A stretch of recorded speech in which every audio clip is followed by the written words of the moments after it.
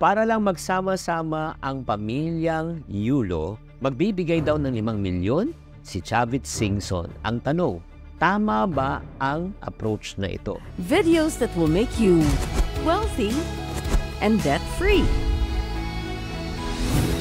Hi there, this is Chinkitan, your pambansang wealth coach. Sa araw na ito, this is an emotional topic na pag-usapan natin. Can money heal broken family relationships? Umani ng iba't ibang reaksyon ang mungkahi ni Ginoong Chavit Singson. Ako naniniwala po maganda ang kanyang intention. Pero natanong, ito ba yung tamang solusyon? Ito na yung mga screenshot at komento ng opinion ng mga netizens. Sabi ni RJ, you cannot unite a family genuinely because of money. Sabi ni Catherine, I honestly don't see that this is a help. This will just add another bullet to the listing of the things that went wrong in this issue. May nagsabi ng pabor naman, sabi ni Vic, respect for Chavit Singson. Tapos may nagsabi naman si Rosan, Diyos ko, di naman nababayaran ng emotion at childhood trauma. Si Ricky naman, ito medyo harsh ng konti. Sinabi niya, do not make Carlo look stupid for money, please, please. Ito po yung mga saloobin ng mga tao and opinion. Yan nga pag-uusapan po natin, no? Kaya ba talagang maayos? I do not want to focus already on the family of yung ating gold medal winner because that's not the major issue. Yan lang po yung trigger. Pero I want to give a balance. Pag-usapan po natin, bakit po ikaw,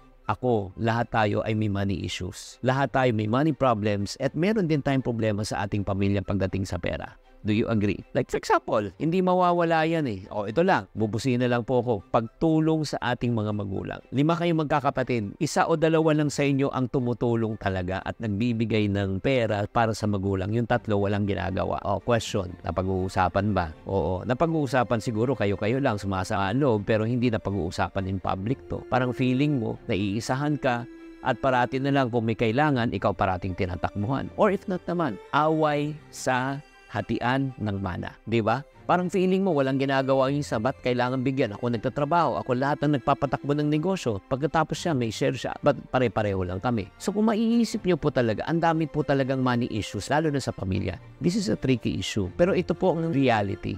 Money can only solve money problems. Kung nagkautang ka sa bahay, bayaran mo, wala ka ng problema. Nagkautang ka sa ospital, bayaran mo, wala ka ng problema. Diba? Kapos kayo sa pera, nagkapera ka, wala ka ng problema. Pero kaya niyang solusyonan ang mga money problems. But it cannot solve a deeper problem, which is emotional problems. Ano ibig sabihin ng emotional problem? Kung malalim na po ang sugat, nawasak ang tiwala, tapos nagalit na sa isa't isa, nagtampuhan, di ba? Nagtanim ng sama ng loob. Ngayon po, nagkaroon na po ng puot, galit, bitterness, and unforgiveness in their heart. So in other words, paulit-ulit na po at naging kalyo na po. Kaya nga mga friendship, no? Isipin mo ang isang pamilya. Hindi magkakaayos yan ng dahil lang dyan. Because I do believe you cannot solve a permanent problem with a temporary solution. Do you agree? Kung kayo ay nag-agree, type agree. Just in case, pera ang solusyon. Pero yung mga sakit sa looban ay hindi. Kung ang ugat ng problema ay sirang relasyon, sirang tiwala, walang pagmamahal, pagtataksil, nako, malalim na sugat yan. Kaya ang tanong, paano ba talaga natin maaayos itong permanent problem na ito? Dito na po pumapasok ang tinatawag nating spiritual and emotional healing. Ang kailangan po ng tao po at ng pamilya ay may pagkakataon na maghilom ang kanilang nasasaloobin at ang kanilang pag-iisip. So in order for us to experience spiritual and emotional healing, the only way it can heal if we learn how to forgive. Again, forgive. Kailangan po matuto tayong magpatawad. Yes, I know. Napakahirap magpatawad. Lalo na, Chinky, kung alam mo lang kung anong ginawa niya, kung alam mo lang kung anong pagtataksil, kung gaano kagahaman at kasakim yung tao yan, naku, hindi mo mapapatawad yan. I understand what you are saying. I am not in your position. That's the reason I won't convince you to forgive. Please bear with me. Ito po, ako po ay punong-puno rin ng galit at po. Side story lang po para maintindihan nyo. Imagine mo, ako at yung kapatid kong lalaki na hindi kami nag-usap ng 3 taon. Bakit? Dahil sa isang pirasong damit. Kasi nga, we stay in one room, medyo may alitan na kami konti. Tapos, nung araw na susuotin ko yung bagong bili kong damit na pinag-ipunan ko ng pera, hindi ko makita sa bahay. At pag uwi niya, nakita ko suot-suot niya, sinabi ko, hubarin mo yan, susunugin kita. Nang dahil doon, 3 taon kaming hindi nag-usap. Imagine mo, natutulog kami sa isang kwarto. Ganun ako gagalit at kainis. So 3 years. Pag naalala ko yan, no, grabe, inis na inis talaga ako sa kanya. Pero yun nga, may nakapagsabi sa akin, alam mo, Chinky, ba't ka parating inis? Nagagalit ka. As a matter of fact, atin lang to. Ang hilig ko rin magmura dati. Pag nainis ako, nagmumura ako, nagagalit ako, nagmumura ako. Pag excited ako, incomplete ang sentence ko pag walang mura. And then people ask me, ba't ang hilig magmura? Wala, expression lang. And then one person confronted me and told me, alam mo, out of the abundance of your heart, the mouth speaks. Kung ano nanggagaling sa iyong puso, lalabas sa iyong puso. Kung bakit ka nagmumura, hindi dahil excited ka, hindi dahil naiinis ka, punong-puno ang puso mo ng galit. Tinanong niya sa akin, meron ka bang taong na hindi pa napapatawad? Nung tinanong niya sa akin, sinabi ko, wala. Nung inupo niya ako at sinabi niya sa akin, meron ka ba bang taong na hindi mo pa talagang tunay na napapatawad? At naalala ko yung kapatid ko. Doon na medyo napatigil ako, napaisip ako. Nung kinento ko sa kaibigan ko, sabi niya, gusto mo bang makalaya sa ganung klaseng nararamdaman? Sabi ko, hindi, okay na. Pero sinabi niya sa akin, pag hindi ka marunong magpatawad, isang beses lang niyang ginawa yan. Pero kung araw-araw mo maalala, once a day, 30 times in a day, times 12 months, that's 3,600 times. Times 3 years mo na dinadala yan. 10,000 times ka nang sinaktan ng pangyayaring yun. Kaya sinabi niya sa akin, Chinky, ikaw, gusto mo ba humaba pa ng mahabang-habang panahon bago ka magpatawan? Kung 10 taon yan, imagine mo, 36,000 times ka na nasaktan yan. So sinabi ko na gagawin ko. Ito yung sinabi niya na talagang namulat ang aking isipan. Chinky, kailangan mong matutong magpatawad, hindi dahil karapat-dapat siya sa iyong kapatawaran, pero karapat-dapat na magkaroon ka ng kapayapaan. Grabe, nung sinabi niya yan, mga ka-friendship, bigla na lang, bakit ko kailangan parusahan ang aking sarili sa pagkakamali ng ibang tao? And then from that day on, ladies and gentlemen, you know what I did? I made a decision to forgive my brother. Ever since that day, alam niyo anong nangyari? I just want to be honest with you. Nung kinausap ko siya, sabi niya, sunto ka na ulitin. Humingi ako ng tawad, paumanhin. Sabi ko, sensya ka na. Inisip ko lang sarili ko, nasaktan kita.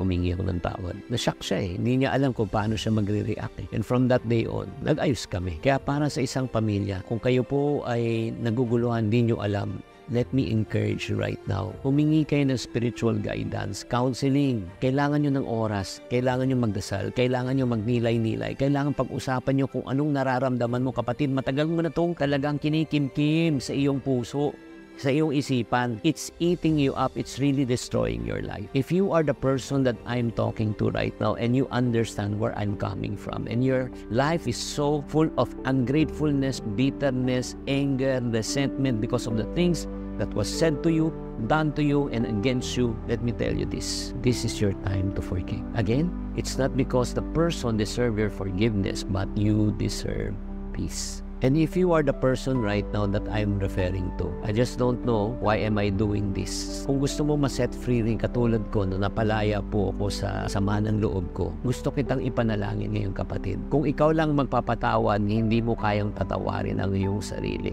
Maniwala ka. Hindi mo kayang magpatawad ng ibang tao. Ang pagmamahal lang at ang grasya ng Diyos ang pwede magbigay sa iyo ng kapangyarihan para ikaw ay magpatawad. Kaya ang tanong ko, gusto mo ba yun? Gusto mo bang matutong magpatawad para ikaw ay magkaroon ng kapayapaan sa iyong puso? Kung yan ang gusto mo, type gusto right now sa comment section. Kung ikaw ay nagta-type ng gusto right now sa comment section, is it okay for me to lead you in a simple prayer? Which my friend led me when I was full of bitterness and anger. Just close your eyes, bow our heads, and let's pray in the name of the Father, the Son, the Holy Spirit. Panginoon, sa pagkakataon na ito, naunawaan ko na oras na hindi ako nagpatawad, ako ay nagiging alipin ng galit, sama ng loob, at syempre, pag-iimbot sa aking puso, at lalong dumidilim, lalo akong naiinis, lalo akong nagagalit sa pangyayari, sa taong nakasakit sa akin, at syempre sa mga tao nakapaligid din po sa akin. Sa araw na ito, naunawaan ko ang katotohanan at ang katotohanan ay magpapalaya po sa akin. Ang katotohanan, kailangan kong matutong magpatawad hindi dahil karapat-dapat siya sa aking kapatawaran, pero karapat-dapat ako magkaroon ng kapayapaan. Kaya pagkakataon na ito, Panginoon, sa araw na ito, kung meron ka man, guys, kung meron ka man dapat patawarin ngayon, sabayan mo ko sa panalangin na ito sa buo. Lord, pinapatawad ko na ang aking, sino sila? Kapatid? Sino? Si nanay? Si tatay? Si lolo? Si lola? Si uncle? Si auntie? Yung anak na pinalaki mo na nagtaksil sa'yo? Tinalikuran ka? Sino ang dapat mong patawarin? Sabihin mo ngayon sa Diyos, Lord, pinapatawad ko na, at sabihin mo yung pangalan nila. Sa araw na ito, isinusuko ko na po ang aking sama ng loob, puot galit na tinanim ko na maraming taon at tinalagaan ko maraming taon. Sa pagkakataon na ito, Panginoon, tulungan niyo po ako at turuan niyo po ako. Isuko po sa inyong lahat ng sama ng aking loob, at simula sa araw na ito, palitan niyo po ng inyong pagmamahal at kapayapaan para makamit ko na ang iyong pangako na magkaroon kami ng kapayapaan sa aming puso. Ito po ang aming samot na lang sa pangalan ni Jesus. In the name of the Father, the Son, the Holy Spirit. Amen and amen.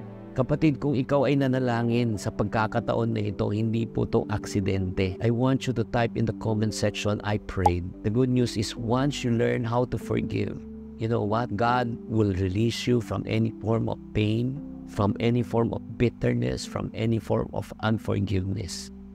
Instead, God will give you the spirit of love, joy, peace, patience, hope, and sound mind. Yan ang pangako ng Diyos sa iyo.